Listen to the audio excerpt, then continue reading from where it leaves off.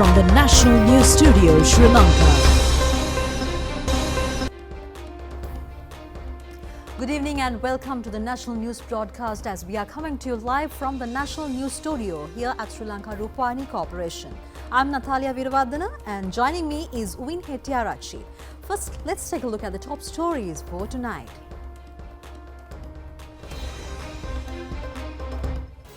A cabinet reshuffle. Vimal and Gammanpilla lose their ministerial portfolios. No power interruptions from tomorrow, Minister Lukuge says. Global crude oil rate increases up to $120 mark. Meeting between UN Human Rights Commissioner and Sri Lankan delegation. Western Australia decides to reopen borders in the aftermath of COVID pandemic. And on the top story for tonight, a cabinet reshuffle was made this evening, whereas Ministers Vimal Veerawansha and Uday Gammanpilla has lost their ministerial portfolios. Let's take a look at this story in detail. According to a statement issued by the President's Media Division, under the powers vested with the Constitution, President Gotabaya Rajapaksa has removed the two parliamentarians from their ministerial portfolios. Accordingly, Minister Gamini Lokuge has been appointed as the new Minister of Energy, while Minister Pavitra Vanniyarachchi has been appointed as the new Minister of Power. The new Minister of Industries is Parliamentarian S.P. Dissanayake.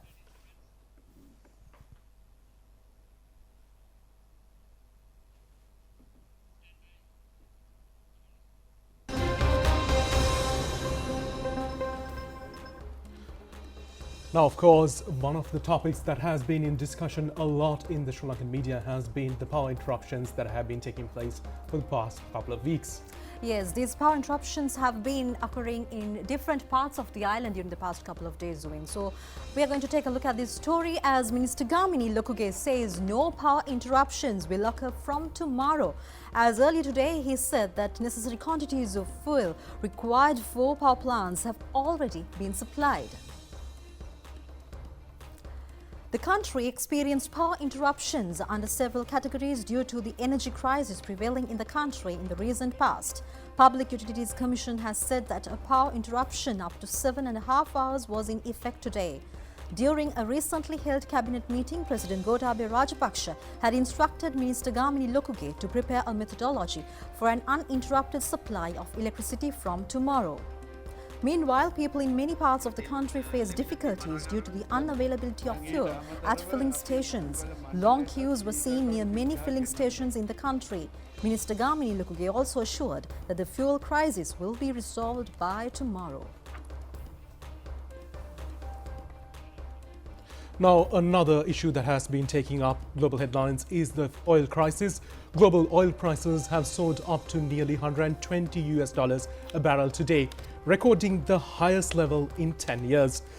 The escalation of Russia-Ukraine conflict and the tightened sanctions on Moscow by the Western countries have created the supply and trade disruptions. Meanwhile, the price of a barrel of oil soaring, OPEC and its oil-producing allies have decided to stick into the existing agreements and policies in oil production. Accordingly, energy market experts believe the oil prices will remain high in the future. Even though oil prices have surged to the 10-year high, group of oil-producing countries say they will only increase their output by the modest amount. OPEC Plus released a statement attributing the recent rise in prices to market volatility caused by the current geopolitical tensions, and they stated that there was no shortage of supplies in the market. The Organization of Petroleum Exporting Countries and its allies, led by Russia, will not be turning the taps. The 23-strong countries will add 400,000 barrels of oil per day to the market from April. The group is sticking to firmly an agreement signed by members in 2021 to continue gradual restoration of output that will be halted during the pandemic. Many countries produced fewer barrels of oil during the pandemic as demands dropped sharply during lockdowns. However, following Russia's invasion of Ukraine, the global benchmark of contract for oil, Brent crude has surged to $119 a barrel, driven by anxiety over the tightened supply. Separately, members of International Energy Agency have also agreed to release more oil to the market, 60 million barrels from their strategic petroleum reserves. Half of that volume is expected to come from United States, half of that volume is expected to come from United States, but the emergency move did little to assure the stock and commodity market, with oil prices rising and immediately after the decision was announced. Global energy market experts indicate oil prices will remain high in the near term. And with that, we are moving in for the next story, whereas when it comes to the Sri Lankans residing in Ukraine and Russia, we're going to take a look what's the impact on them, the Sri Lankans, and what are the measures that are being taken by the Sri Lankan government in order to safeguard the Sri Lankans. Yes, of course. Now, the ongoing crisis situation is affecting the world over, bowel crisis and so on. In connection, the Foreign Ministry of Sri Lanka has facilitated the evacuation of Sri Lankans in Ukraine and Belarus in coordination with Sri Lankan mission in Ankara, Warsaw and Moscow. 17 Sri Lankan nationals departed from Ukraine prior to the commencement of hostilities, and since then, Foreign Ministry, in coordination with its overseas missions in Ankara and Warsaw, has facilitated the evacuation of further 32 Sri Lankans from Ukraine via the Polish border. The remaining Sri Lankan nationals in Ukraine who are proceeding to the Polish border for return have been requested to contact officials of the Sri Lanka Embassy in Warsaw or Ankara.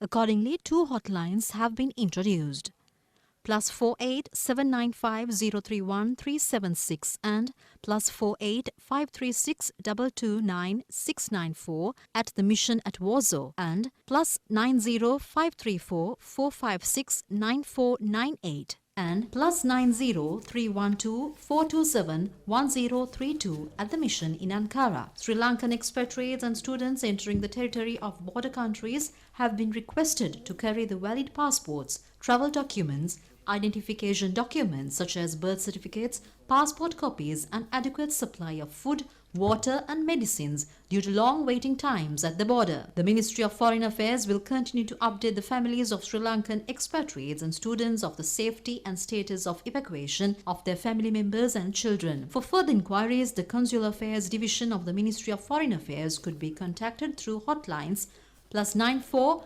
11 233 8837 and +94 11 233 5942, or email to dgcons@mfa.gov.lk. Meanwhile, Director General of World Health Organization Dr. Tedros Ghebreyesus says the program followed by Sri Lanka in order to mitigate the COVID-19 pandemic situation was immensely successful. He mentioned that the organized vaccination program initiated in Sri Lanka is of exemplary for the entire world. Whereas the WHO Director General made these remarks during a meeting held with State Minister Chandrajaya Sumana in Geneva. State Minister has said that mediation of the Sri Lankan President to initiate the vaccination program and the assistance extended from the Health and Security Divisions were the main reasons for the successful implementation of the island-wide vaccination program. Discussions were also held on various fields of interests, including the development of health and pharmaceutical products manufacture. Thank you, Ambassador, for making this happen last year. And the strong leadership, I think, at all levels really helped. Yes. And your vaccination coverage is really high now, which is good. I could see during our discussion the strong commitment from the government actually to. And meanwhile, Minister Professor G.L. Pires has been called on the United Nations High Commissioner for Human Rights, Michelle Bachelet, today, whereas the meeting was held at the Office Palais des Nations in Geneva with regards to the UN General Assembly.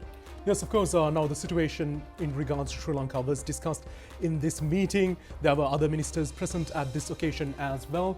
Minister Ali Sabri in that regard was also meeting with a lot of officials in Geneva. Professor G.L. Pires did also meet other officials from different countries with regards to the General Assembly being held in Geneva, and we are here with more updates on the story.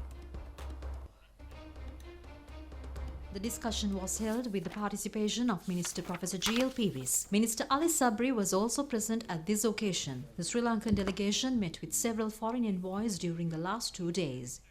At the meeting with the Foreign Minister of Palestine, Rizad al-Maliki, Minister Peeris observed that the relations between Palestine and Sri Lanka was one of the pillars of the foreign policy of Sri Lanka. He said that Palestine was a trusted and reliable friend of Sri Lanka and expressed appreciation for the close and cordial ties between the two countries. The Foreign Minister of Palestine also expressed his appreciation on the long-standing friendship and support extended by Sri Lanka in the international forum.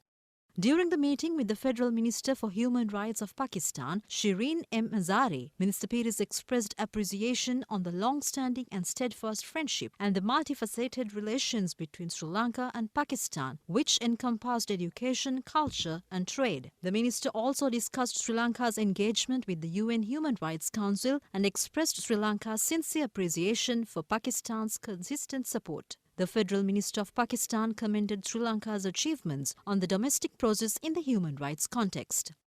The Minister of Foreign Affairs of Sri Lanka and the delegation also held a productive meeting with the Minister of International Relations of South Africa, Dr. Naledi Pandor. The South African Minister of International Relations appreciated the developments in Sri Lanka and expressed South Africa's readiness to cooperate with Sri Lanka's efforts on reconciliation. Minister Peeris also held discussions with the Vice Minister of Foreign Affairs, Human Rights and Humanitarian Affairs of Egypt, Khaled El Bakri. During the meeting, the Egyptian Vice Minister expressed understanding on the position articulated by Minister Professor Peeris during his statement earlier in the day at the high-level segment of the Human Rights Council. President Gotabaya Rajapaksa handed over the appointment letters to 13 new High Court judges at the Presidential Secretariat this morning. Justices A.G. Aludge, R.R.J.U.T.K. Rajkaruna, R.A.D.U.N. Ranatunga, T.M.C.S. Gunasekara, M. Prabhat Ranasinghe and R.M.S.B. Chandrasiri have been appointed as new High Court judges. Also, R. Velivata, G. L. Priyantha, A. Nishantha Peeris, S.M.A.S. Manchanayaka and L. Chamat Madanayaka received the appointment letters as new High Court judges.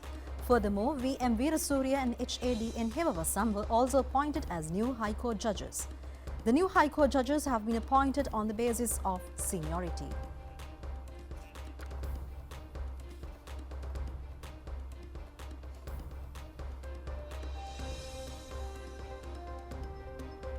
Meanwhile, the government says the results of the Grade 5 scholarship examination held this year will be issued by next week. The GCE ordinary level examination is expected to be conducted in the month of May. Minister Dinesh Gunawardena made these remarks whilst addressing a ceremony held in Kodagama area in Homagama yesterday. Minister Dinesh Gunawardena says that examination department is ready to issue the results of Grade 5 scholarship examination. He said that the ministry is expecting to issue results in a manner to allow the number of students to enroll into schools in their respective residential areas. He further said the results of the GCE advanced level examination will also be issued earlier than the scheduled date. The special program has been initiated to direct students who are unable to qualify for the advanced level education from GCE ordinary level examination held in 2020 to vocational training. This program has been formulated to direct these students for employment following the training. This program has been initiated by the Department of Manpower and Employment. The program will be implemented under 2 phases, targeting 98,000 students who were unable to qualify for the advanced level examination. The draft bill on the rules to be introduced for the Central Cultural Fund was handed over to Prime Minister Mahinda Rajapaksa yesterday. The relevant draft bill was presented by Chairman of the respective committee, GLW Samarasinghe, and other members of the committee at the Temple Trees. The respective committee was appointed on 16 September last year by Ministry Secretary Professor Kapila Gunawardena upon the instructions of Prime Minister Mahinda Rajapaksa.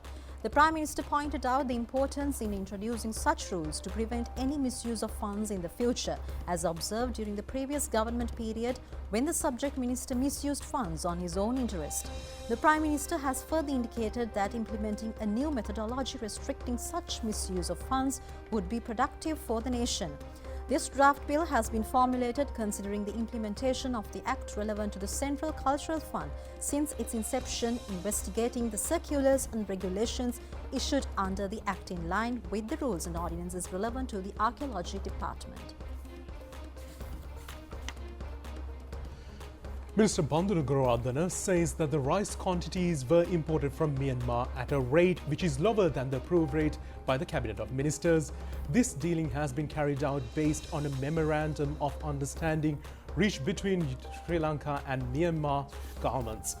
The minister made these remarks while addressing a media briefing held in Colombo yesterday.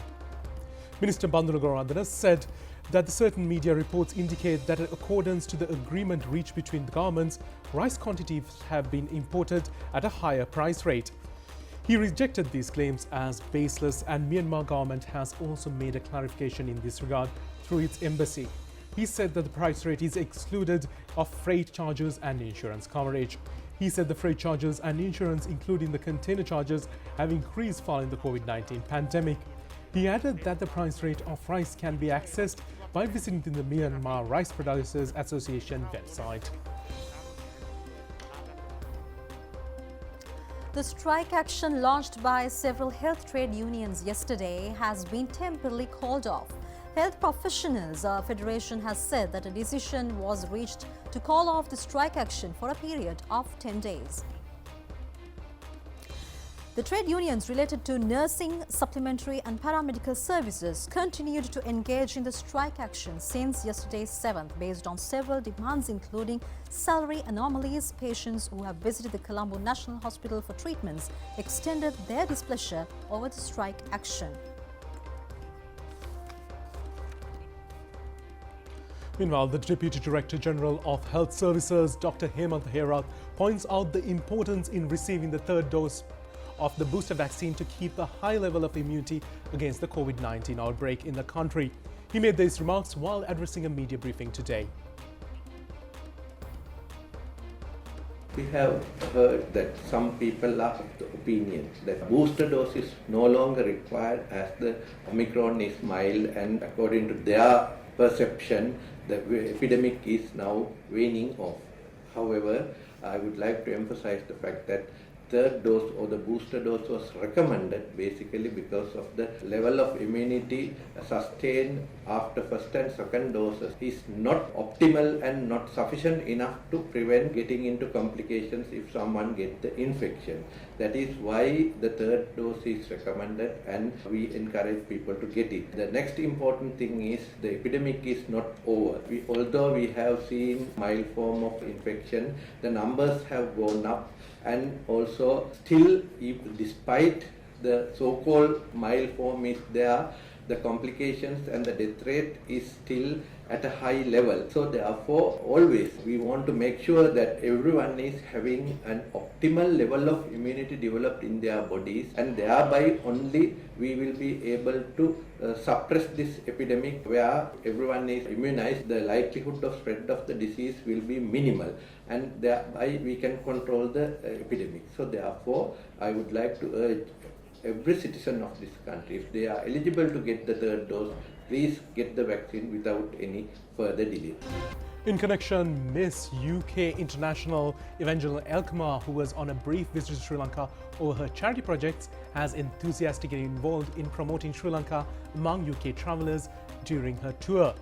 She showcased local attractions, culture, cuisine and hospitality in Sri Lanka. A brief summary for her tour in Sri Lanka was present during a press conference held in Colombo. Miss UK International Evangeline Elkma is the first woman of colour to win the prestigious Miss International UK title.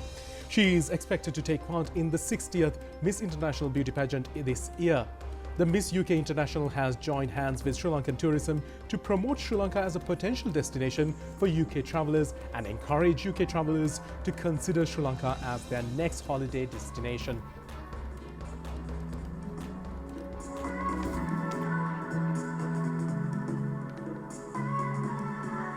We have planned so many promotions in the UK, and we are planning on a trade familiarization tour, and also we are planning a social media platform. We plan to bring a lot of journalists, bloggers, also from the UK.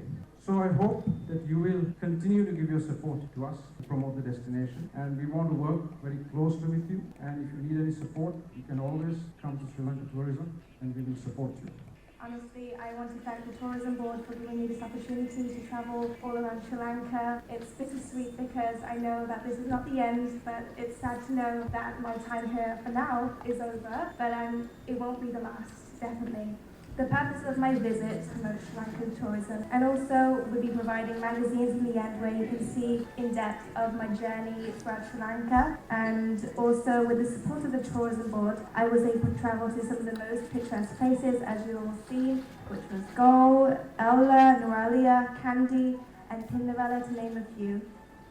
Before COVID, Sri Lanka was one of the best tourist destinations, having over 250,000 tourism visit each year. However, after the pandemic, COVID, numbers decreased and around 20,000 visits were made in February. So I believe that inevitably these numbers will escalate because I was able to promote Sri Lanka, and I hope that by showing you how amazing the culture is, we will definitely have more tourism in Sri Lanka.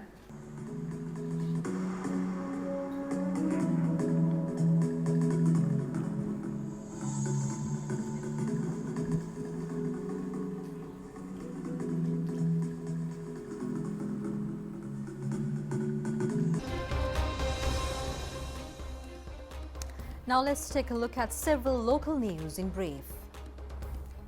A meeting between Minister Dallas Alhaperuman and Indonesian Ambassador in Sri Lanka, Devi Agustina, was held yesterday at the Ministry of Mass Media premises. Attention was directed on seeking assistance from the Indonesian government for the Chartered Mass Media Training Institute. Media Survey Dr. Edwin Aryadasa Commemoration Edition was launched yesterday at the Government Information Department. Dr. Edwin Aryadasa Commemorative Academic Book was presented to Minister Dallas Alhaperuman during the event.